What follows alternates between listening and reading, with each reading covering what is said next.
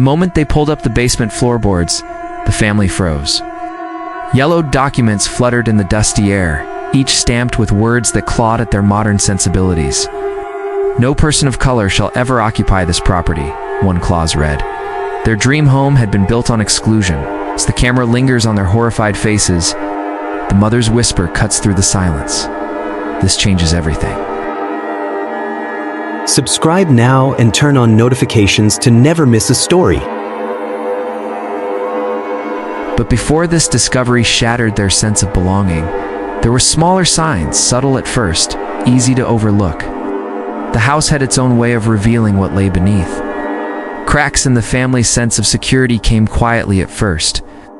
The daughter was the first to notice, jolted awake by a dull thumping that pulsed through the heating vents in the middle of the night. Her parents dismissed it as the usual quirks of an old housepipe settling, wind shaking loose fittings. But when their German shepherd refused to descend the basement stairs, his hackles raised and his body rigid, even the father hesitated before flipping the circuit breaker. The unease lingered, growing more difficult to ignore. Curiosity led the daughter to dig deeper into the house's past for a school project. She found a curious inconsistency. The county archives listed the home as finished in 1961, but their inspection report cited a foundation stamp from 1959. The dates didn't line up.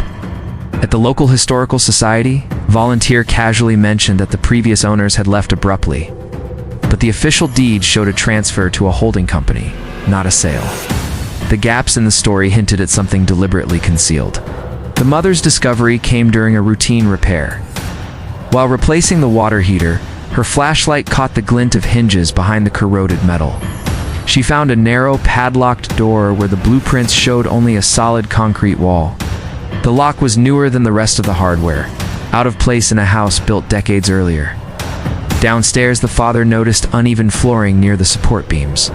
He chipped away at a patch of cement, revealing a metal strongbox embedded beneath. The box was welded shut, its surface cold and unyielding. With a grinder, he worked at the seam until the lid finally creaked open. Inside, brittle papers lay stacked in careful order, a property deed rider from 1959, signed in a looping hand, and a list of restrictive covenants. Clause 4 barred people of color from occupying the home. Clause 12 prohibited resale to Jewish families. Clause 19 demanded yearly inspections to ensure compliance. The words were sharp, each one stripping away the family's sense of innocence. At midnight, the house felt different. Scraping sounds echoed from the basement, too deliberate to be rodents or faulty pipes. The family gathered upstairs, the dog snarling at the closed basement door. Fear settled over them, thick and silent. When dawn finally arrived, they returned to the basement together, crowbars and work gloves in hand. The discovery of the strongbox and its contents left them shaken, the documents trembling in their hands. Among the papers, the daughter found a Polaroid taped to the lid's underside. 4 people stood in the basement, their faces scratched out. Across the bottom, in faded red ink, someone had written, "The price of purity." The air seemed heavier, the walls closing in, as the family realized they were not just living in a home, but in the aftermath of a carefully guarded secret. They gathered the documents, uncertain what to do next, and carried them upstairs. The weight of their discoveries pressed in, and questions lingered as they prepared to examine each page in the growing morning light. They began sorting the basement's paper trail, each document offering another piece of the house's troubled past. Mortgage records confirmed their home was Lot 14 in Fairview Estates, a development created in 1959 with funding from First National Bank. Attached to the deed was a stamped addendum, a list of more than a dozen groups explicitly barred from buying, from black families to Jewish residents. The father's hand hovered over a clause that threatened immediate foreclosure for any violation, the language cold and absolute. The daughter found a letter from March 1965, its paper so fragile she could barely unfold it. The message was terse, the handwriting sharp with resentment. "The Johnsons on Elm won't budge. We've made it clear undesirable elements aren't welcome here. If they're not gone by month's end, the association will take steps."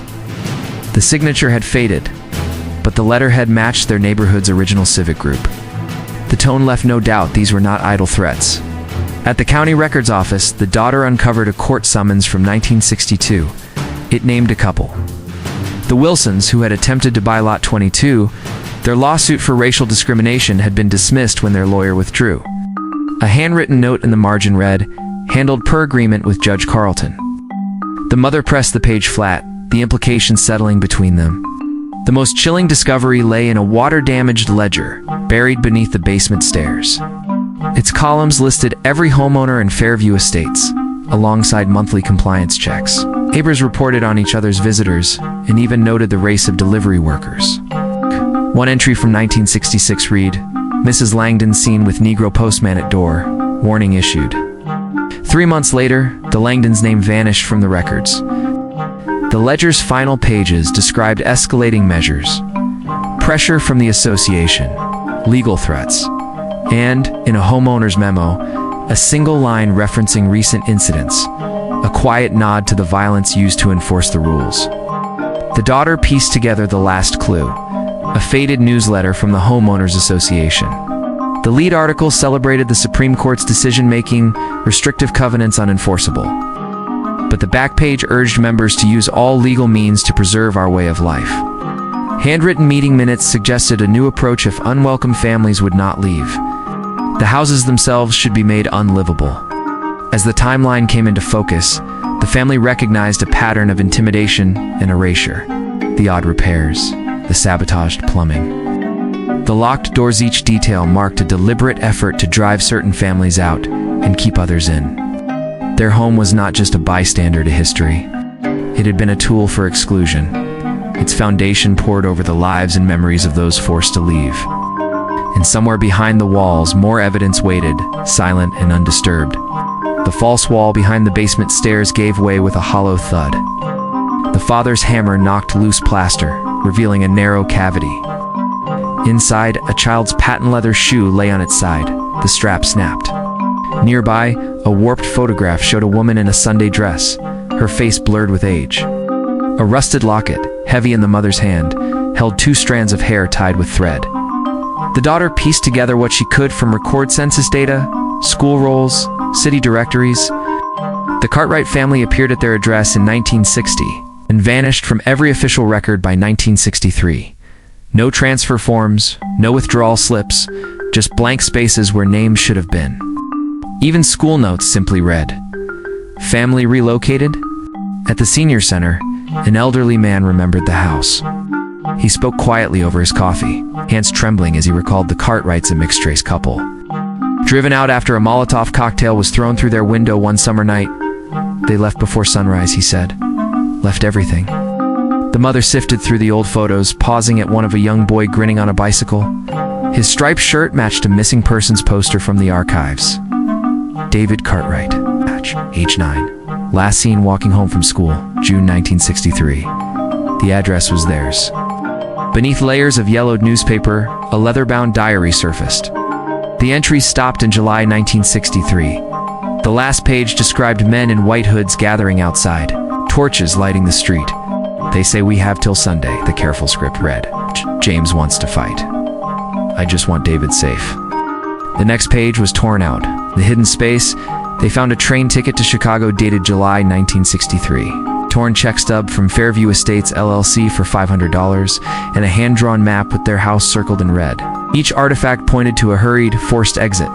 The father contacted the county clerk and received court records listing 12 former residents as plaintiffs. In a 1964 housing lawsuit, their names matched the addresses patched over in the basement. A police report from July 1963 described a disturbance at the house, no arrests, and a note that the complaint was resolved as a tenancy dispute. The officer's signature matched the one from the Homeowners Association ledger. The mother pressed the locket into her palm. The daughter compared the photo of David to the missing poster.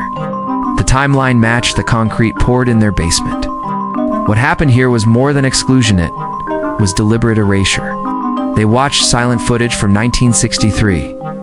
A for sale sign hammered into the yard next door as neighbors watched from their porches. The morning after the diary's last entry, the Cartwrights' home was already being prepared for new occupants. Behind another baseboard, the father uncovered a battered family portrait, faces slashed, the back inscribed with a plea, "Don't let them forget us." The handwriting matched the diary. The family gathered these artifacts, laying them out on the kitchen table. Each piece a fragment of the story that had been hidden beneath their feet. As the morning light crept across the table, the weight of what they'd uncovered settled in. The evidence was no longer buried, was right in front of them, demanding to be seen. The kitchen table became an archive of the past brittle deeds beside faded photos, court filings next to the rusted locket. The mother closed the last folder with a quiet snap, her fingerprints marking the surface of a decades-old stain. "These aren't just old papers," she said.